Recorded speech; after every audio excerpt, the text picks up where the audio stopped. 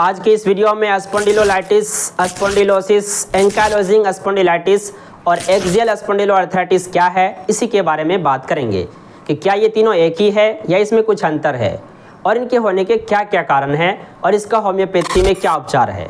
तो चलिए one by one explain करते हैं। Dear audience, if you are new here welcome, if you are been here before welcome back. Ankylosing spondylitis जिसे axial spondyloarthritis भी बोला जाता है। एक्सियल स्पॉन्डिलोआर्थराइटिस यानी कि ऐसी अर्थराइटिस जो कि एक्सियल जॉइंट्स में होती है, जैसे चेस्ट, स्पाइन तथा पेल्विस में होने वाला अर्थराइटिस, इसे ही एक्सियल स्पॉन्डिलोआर्थराइटिस बोला जाता है।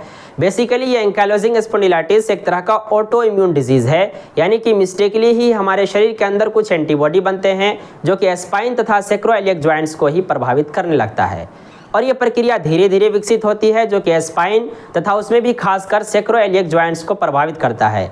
यानी इसके वजह से स्पाइन और सेक्रोइलियक जॉइंट्स में इन्फ्लामेशन हो जाता है। ये सेक्रोइलियक जॉइंट्स जो कि स्पाइन को पेल्विस से जोड़ता है। इस एंकाइलोजिंग स्पॉन्डिलाइटिस की वजह से कुछ स्पाइन में धीरे धीरे फ्यूजन की स्थिति भी आ जाती है और यही वजह है कि इसके कारण रीढ़ की हड्डी या स्पाइन को जितना मुड़ना चाहिए उतना नहीं मुड़ता है तथा झुकने में एवं रीढ़ की हड्डी को मोड़ने तथा सीधा करने में दर्द एवं खिंचाव जैसी तकलीफ का सामना करना पड़ता है। अगर एंकाइलोजिंग स्पॉन्डिलाइटिस के काउज की बात करें तो एग्जैक्ट काउज तो अभी तक मालूम नहीं है, लेकिन कुछ फैक्टर हैं जिसके वजह से ये परेशानी आती है। उनमें से एक है ऑटो इम्यूनिटी, यानी कि हमारे शरीर के द्वारा बनाए गए खुद के एंटीबॉडी ही हमारे शरीर की रक्षा करने के बजाय स्पाइन के हेल्दी सेल पर ही अटैक करने लगता है, जिसके वजह से एंकाइलोजिंग स्पॉन्डिलाइटिस की समस्या आ जाती है।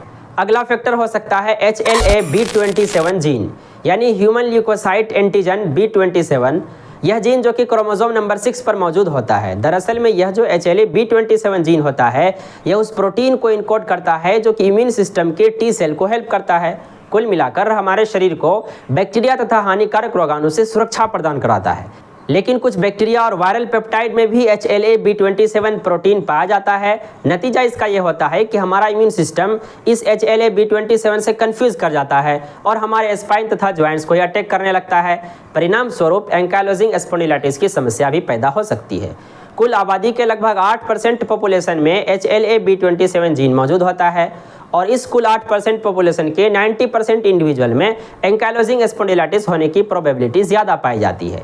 इसलिए ब्लड टेस्ट में अगर HLA-B27 जीन पाया जाता है तो यह एंकाइलोजिंग स्पॉन्डिलाइटिस को डायग्नोज करने में मदद कर सकता है। तो चलिए अब स्पॉन्डिलोलाइसिस के बारे में बात कर लेते हैं। अगर शब्द स्पॉन्डिलोलाइसिस की बात करें तो इसका अर्थ होता है दो वर्टिब्रा के बीच में होने वाला स्मॉल फ्रैक्चर या स्ट्रेस फ्रैक्चर, और ये फ्रैक्चर वर्टिब्रा के पार्स इंटरआर्टिकुलरिस में होता है। ये पार्स इंटरआर्टिकुलरिस जो कि वर्टिब्रा के अपर और लोअर फेसेट को जोड़ता है।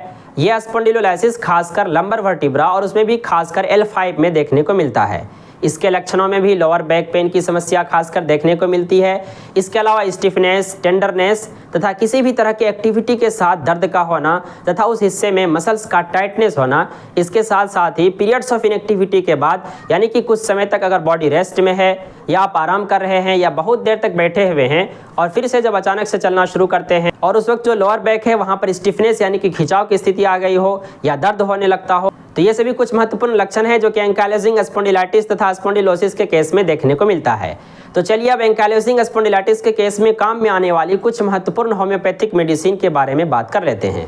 दोस्तों, इस श्रेणी की सबसे महत्वपूर्ण मेडिसिन है रस्टॉक्स। इस दवाई का एक खास सेक्शन होता है कि ये रूमेटिक पेन यानी कि जॉइंट्स, मसल्स और हड्डियों में होने वाले दर्द एवं खिंचाव को कम करता है।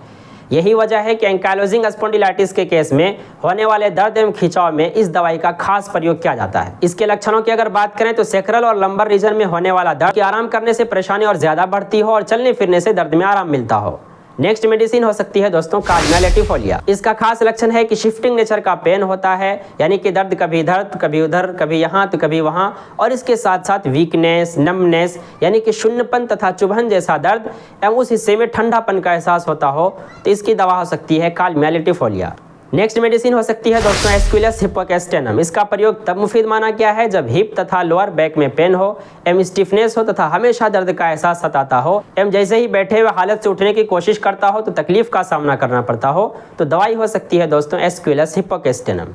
नेक्स्ट मेडिसिन हो सकती है दोस्तों कालिकार्ब। इसका प्रयोग तब किया जाता है जब दर्द खासकर लंबोसेक्रल रीजन में हो तथा शदीद कमजोरी का एहसास हो और ऐसा लगता हो कि पैरालिटिक अटैक आ गया है और बेड से उठने की हिम्मत नहीं हो पा रही हो और सुबह के समय परेशानी ज़्यादा रहती हो, तो इस स्थिति में काली कार्ब का इस्तेमाल कर सकते हैं। नेक्स्ट मेडिसिन हो सकती है दोस्तों ब्रायोनिया अल्बा। इसका प्रयोग तब मुफीद साबित होता है जब थोड़ा सा भी चलने फिरने से दर्द में बढ़ोतरी हो जाती हो और आराम करने से दर्द में भी आराम मिलता हो।